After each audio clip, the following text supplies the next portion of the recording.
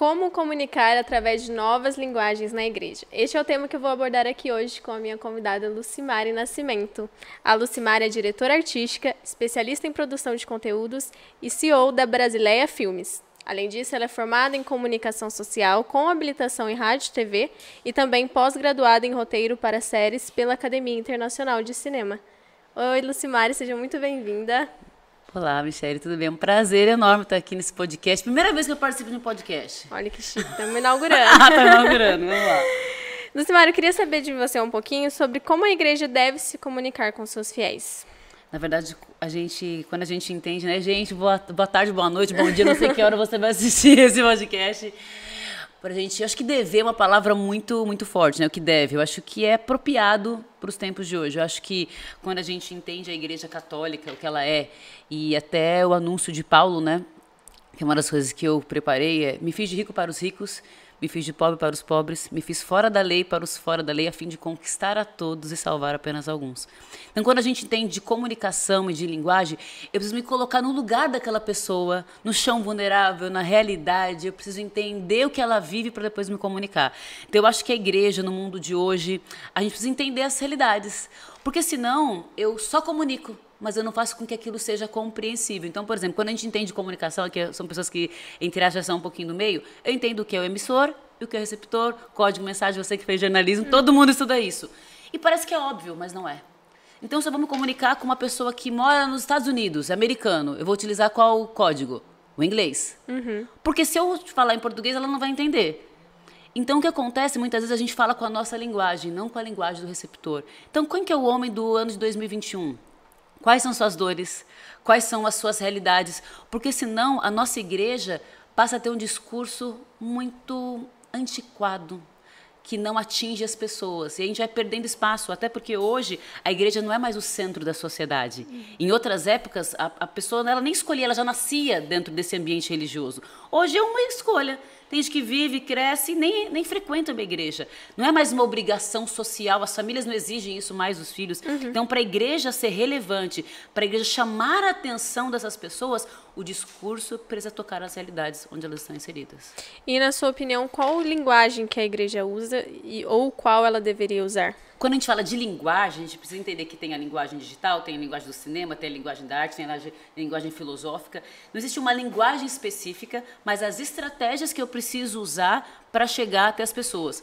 Tem um artigo americano que fala sobre a igreja emergente, que fala da necessidade da intersecção de conjuntos. Vou explicar. Está na hora dos grandes intelectuais, os doutores, os mestres, os grandes teólogos se juntarem aos jornalistas, aos marqueteiros, aos cinegrafistas, para que a gente tenha um discurso com profundidade, mas com estética, com contemporaneidade. Porque muitas vezes a igreja fica assim, ou um discurso muito profundo, mas ninguém dá conta, que é pesado, aquele trem chato, ou se não, é bonitinho, mas raso.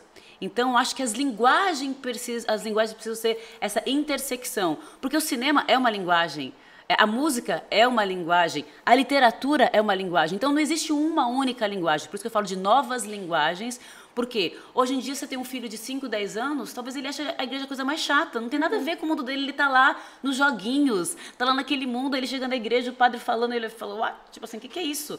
Então, eu preciso entender o mundo e me adaptar essas novas linguagens para anunciar o quê? O reino de Deus. Porque Jesus Cristo fez isso. Ele era sensível às realidades das pessoas. Porque se a gente for entender, Jesus nasceu, viveu e morreu judeu. Mas ele pegou aquela experiência que ele tinha e se colocou no mundo das pessoas. Então, quando a gente vai entender, poxa, eu estou falando com uma menina, quantos anos você tem? 22. Oh, glória a Deus. Você tem 22 anos, você tem o seu mundo, o seu sonho, os seus anseios. Eu não posso chegar aqui e falar assim, viva isso. Se não brilhar nos seus olhos, você não vai viver, ou vai viver por obrigação. Então, a linguagem é para cada tipo de pessoa, a estratégia. E aí a gente volta em Paulo. É rico? Me fiz de rico. É pobre? Me fiz de pobre. É fora da lei? Me fiz de fora da lei. Primeira coisa, conquistar. Primeiro eu conquisto, depois eu salvo. E muitas vezes a igreja ela só quer salvar, ela não quer conquistar. Entende? E como que a arte auxilia na propagação da mensagem? Tem um frei dominicano que eu gosto muito, que ele fala que falta imaginação para os cristãos. Eu acho incrível. Porque se a gente entender, eu posso estar assistindo uma série Netflix ou HBO, qualquer coisa, não vou fazer comercial. Eu estou fazendo uma série, eu posso estar assistindo um filme, eu posso estar escutando uma música. Quando eu falo arte, comunicação, cinema, enfim, tudo. E muitas vezes tocar a emoção. Porque a emoção também é importante. Claro que a razão, mas muitas vezes a pessoa ela se sente emocionada por uma cena. E aquela cena toca a sensibilidade dela. A sensibilidade faz ela ver o mundo diferente, faz ela acreditar em Jesus. Então, a arte auxilia porque ela entra mais fácil no coração da pessoa, ela rompe barreiras, porque independente do ser humano, branco, negro, rico, pobre, a arte, ela é importante para a vida do ser humano, né? Você vai para um museu de arte, você vê um quadro, você fica ali meia hora e você chora. Porque a arte, de uma forma que a gente nem... Por exemplo, uma música. Você está vendo uma música, você começa a chorar. Então, eu posso utilizar a música, a arte, o cinema e tantas outras linguagens como uma ferramenta para atingir o quê? A realidade de cada pessoa, de cada mundo, de cada universo. E você acha que a Igreja Católica ela explora bem esse conceito de arte? Não, mas ela explorou. Olha que louco, a pessoa falando mal louco, que louco, a gíria, mano. Olha que interessante. Durante muito tempo, a igreja, ela estava no centro da produção artística mundial, né? Se você for ver bem. Só que o mundo foi mudando e as produções foram mudando conforme a evolução da sociedade. Então, hoje, a gente continua tendo grandes obras clássicas, enfim. Só que hoje não é só isso que o ser humano consome. Então, quando a gente fala de obras clássicas, literatura, música, a igreja ainda é referência. Mas quando a gente vai para a cultura popular, o mundo pop contemporâneo, a igreja está anos-luz atrás. E a gente tem outras denominações, outras igrejas que utilizam isso de uma forma. E a gente entende a evasão. Ah, mas poxa, as pessoas têm que entender que a gente... Não. Quando a gente entende que eu preciso primeiro conquistar para depois salvar... Eu preciso entender. Se as pessoas estão ouvindo BTS, os jovens estão ouvindo BTS, eu também adoro K-pop, quero ir pra Coreia, eu gosto mesmo.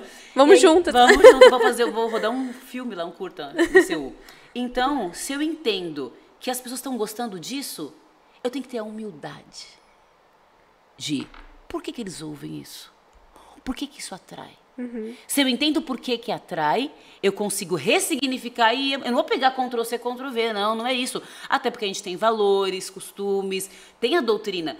A gente não precisa mexer no conteúdo, mas na forma. A nossa embalagem, a nossa atração, lembra? Conquistar para depois salvar? A nossa embalagem, ela está um pouco defasada. E aí o nosso discurso vira um pouco enfadonho, chato, piega, sei lá qual frase a gente pode utilizar. Então, quando a gente fala assim, será que a nossa igreja utiliza bem dessas técnicas da arte? Enfim, não. Por quê? Porque a gente talvez parou um pouco no tempo. E aí, quando eu repito, eu, você, todos nós que estamos aqui, temos que ter a humildade o tempo todo de estudar e entender como o ser humano está se comportando. Porque o que você sabe hoje, daqui a 5 anos, Michele, você pode não saber mais. Se todos nós que trabalhamos com comunicação, se todos nós que somos liderança na igreja, se todos nós que estamos, entre aspas, à frente de alguma coisa, não formos humildes de reconhecer, por que as pessoas não estão gostando? Porque muitas vezes a gente fala assim, eu fiz tudo certo e ninguém gostou. Alguma coisa está errada. Porque as pessoas elas não podem ser obrigadas a nada. É que nem quando você abre um restaurante. Fez a cartilha certinha. Um tá lotado e um tá vazio. Alguma coisa tem diferente. As pessoas elas vão lá por livre e espontânea vontade. Se as pessoas estão indo mais numa igreja, se elas estão indo mais lugar, se elas estão tomando um café daqui e não estão tomando um café do lá, eu preciso ter a humildade de sentar lá naquele restaurante, de comer essa entradinha aqui, essa buraco aqui, de eu sentar aqui, para eu ter a humildade de reconhecer, poxa, eles estão fazendo isso, eu não estou fazendo. Repito, não é mudar a doutrina, não é mudar conteúdo, não é mudar, porque isso a Igreja Católica é riquíssima. O que eu, Lucimari, na minha pequena colaboração, posso dizer é que falta a gente se utilizar de novas linguagens para que o nosso discurso seja relevante. Porque, por exemplo, você está na faculdade, você terminou a faculdade já? Já. Lá no seu ambiente, será que com todos os seus amigos da faculdade, o que eles pensam da igreja hoje? Será que nos ambientes onde a gente frequenta socialmente, não no ambiente religioso, mas nos outros ambientes, o discurso da igreja hoje é relevante? As pessoas param para escutar? E aí é muito bacana a gente entender que existe uma máxima que em qualquer época do mundo as pessoas vão parar para escutar. Porque talvez você tem que ir para a missa. Aí a sua colega da faculdade fala assim, nossa. Você fala assim para ela, nossa, eu vou num lugar onde eu mudei o sentido da minha vida, onde eu encontrei um propósito para minha vida. A pessoa vai estar lá amanhã. Porque hoje em dia a pessoa pode ir na yoga, pode ir na igreja evangélica, pode ir no curso motivacional, pode comprar o curso do marketing digital. E não importa, as pessoas estão procurando propósito para a vida, sentido para a existência. Se eu utilizo isso que atrai as pessoas e coloco o meu conteúdo, porque o evangelho é isso, dá sentido para a sua existência, tem propósito, que é o maior propósito para a sua vida do que anunciar o reino de Deus. Eu vim para que todos tenham vida e vida plena e abundância. Tem um monte de curso digital aí falando abundância, prosperidade, um monte de coisa raso. A gente tem isso de maneira profunda, mas a gente não sabe o quê? Vender, a gente não sabe anunciar. Voltando em Paulo, a gente não sabe conquistar. Se inteirar as novas tendências também, Isso. né? Temos as ferramentas digitais que revolucionaram, né, a sociedade. E a igreja já está nesse meio, mas assim, ainda com um certo preconceito, talvez? Eu não acho que é preconceito, eu acho que é falta de conhecimento mesmo. A gente pega a pandemia, e eu trabalho com marketing digital também, tenho alguns cursos no Hotmart, enfim. E aí você percebe no meio da pandemia, paróquias que não tinham 1.000 inscritos. E estavam desesperadas para fazer uma live porque não tinham. Então, assim, na verdade, eu não acho que é preconceito. É porque não se preocupou com isso antes e quando surgiu a necessidade, não sabia. Então, eu acho que é muito mais o fato de não saber do que ter preconceito. E quando a gente não sabe, é que nem, por exemplo, eu estou aprendendo a dirigir agora. Gente, tenho 39 anos, vou fazer 40 anos. Nunca é tarde. Nunca é tarde. Eu tirei minha habilitação com 18 anos, mas namorado levava, meu pai, etc. Não dirigi. E aí fui dirigir recentemente. A primeira vez que eu peguei o carro, minhas costas ficaram molhadas. E eu pensava assim, gente, é muita informação. Então o que me deu? Resistência. Mas a resistência não era que eu tinha preconceito. Claro que eu acho bom dirigir. Mas eu tinha resistência porque para mim era muita informação. Então quando eu vejo das ferramentas digitais, eu percebo que muitos padres, muitas lideranças, por não saber, têm resistência. É muito mais aquela coisa tipo assim, vou ter que sair do novo, vou ter que me movimentar. Isso dói. Me dedicar a outras coisas. Né? Isso incomoda, porque vai tirar meu lugar de conforto. Então eu acho que é muito mais não saber do que um preconceito. E aí quando começa a ver, nossa, eu consigo me conectar melhor com o meu paroquiano. Nossa, eu estou tendo uma interatividade melhor. Então, eles vão percebendo e vão se adaptando. E também entender que mesmo quem é jovem, de 20 anos, tem coisa que a gente não sabe, porque todo dia tem um trem novo. Eu estava fora do país e um pai falando assim, gente, eu gasto mais dinheiro com meu filho em roupa dentro do videogame do que fora. Eu falei, o quê? Eu nem sabia que dava para comprar roupa em videogame. Eu falei assim, gente, que mundo é esse? Então, é muita coisa nova. E aí, repito, se a gente não conhece o mundo que as pessoas estão vivendo, a gente não consegue se comunicar com elas, né? As nossas catequeses também, né? Elas precisam... eu vejo, assim, que muitas crianças também, como você falou, se veem desinteressadas por causa de uma catequese antiga, de linguagens antigas, né? Mas aí eu vou tocar num ponto, que é positivo e negativo. A gente tem que dar ferramenta para as catequistas, a gente tem que dar conteúdo, porque também é muito injusto. São muitas pessoas que a maior parte são voluntárias.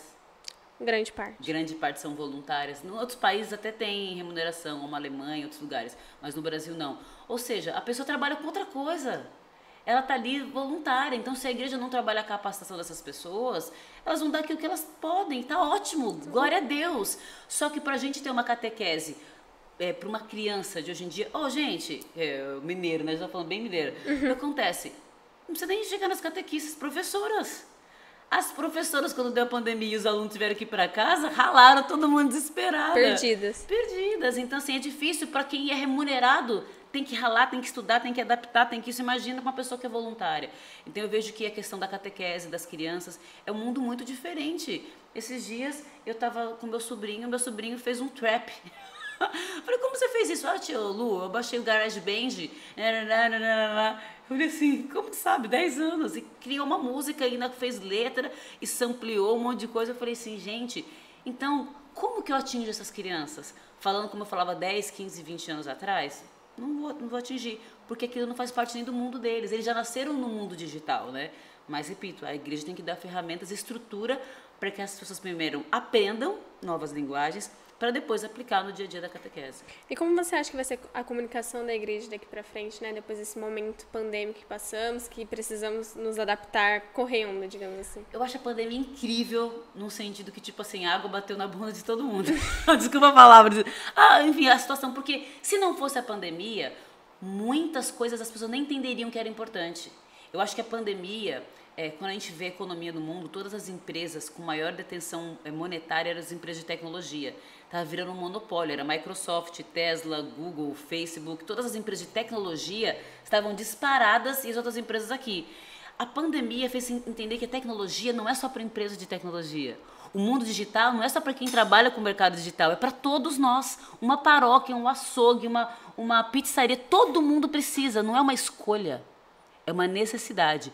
Então, eu acho que daqui para frente, se você, Michele, for prestar serviço para uma paróquia, se for ser mídias sociais, alguma coisa, vai ser muito mais fácil você convencer o padre, porque ele agora entendeu que não é uma escolha, é uma necessidade. Então, eu acho que nesse sentido, para a comunicação da igreja, é positivo. Não é um mundo de maravilhas que agora todo mundo vai aderir, não. Porque tem pessoas de idades diferentes, de gerações diferentes, de pessoas de 60, 70, 80 anos que viveram num outro mundo e que estão se adaptando, não tem problema nenhum, tá tudo ok. A gente também tem que ter paciência até para poder explicar, para convencer o nosso cliente, o nosso prestador de serviço, quem vai contratar o nosso trabalho ou não, que é importante. Mas eu acho que a pandemia antecipou, fez tipo assim, achatou, colocou todo mundo mais ou menos no mesmo nível, não totalmente, mas tinham abismos muito grandes. E a pandemia fez todo mundo entender, pelo menos, que isso é importante. Pelo menos antecipou 5, 10 anos que já viria. Então, acho que o que aconteceu agora, talvez em outro cenário, aconteceria em 10 anos. E a pandemia acelerou esse processo. Lucimara, a gente está aqui nesse ambiente que é a Semana da Gestão Eclesial. Sim. E quando fala de comunicação, muitas pessoas já associam logo ao agente de comunicação que está ali gravando, filmando, falando na frente, né? Mas a gente sabe que a comunicação ela envolve todas as lideranças da nossa igreja. É preciso ter uma comunicação com linguagens adequadas, né? Como que você vê, assim, um evento que trabalha todas as lideranças e como que você vê a importância da comunicação em cada um deles? Tem uma frase que fala, Deus salva comunicando e comunica salvando. Comunicação não é só para comunicadores. Comunicação é para todo mundo. Para você falar com o seu namorado, para você falar com o seu chefe, para você falar com a sua mãe, para você vender um produto, para você vender uma ideia. Isso é comunicar. O ser humano, ele se comunica. Fala, oi, você fala, oi, bom dia, bom dia. Isso é comunicação. Quando a gente entende que a gente precisa ser capacitado em comunicação, a gente acha que é só para quem trabalha com comunicação, como você estava dizendo. Se a gente entender que o catequista, se ele comunicar melhor, ele vai dar catequese melhor. Se o padre tiver uma oratória melhor, a homilia vai ser infinitamente melhor. Se ele fizer um curso de oratória, se ele fizer um curso de performance. Por quê? Tem pessoas que só de andar no palco, ela já convence você. Tipo os americanos, já viu? Ladies and gentlemen. A pessoa já tem um jeito. Isso é importante. Para um político, é importante para um padre, é importante para um cantor. Tem gente que canta muito bem e vai falar assim, meu Deus do céu. Tem uma aulinha de comunicação. E não é porque a pessoa não quer. Porque, repito, a nossa formação base é muito ruim, principalmente para os nossos voluntários. Os nossos voluntários em tudo aprendem na marra, na força. O que acontece aqui nessa semana é incrível, porque é uma capacitação que muitas vezes tem gente que é uma única vez no ano, porque no dia a dia a pessoa está ali na raça. E a gente tem que agradecer, porque, repito, são voluntários.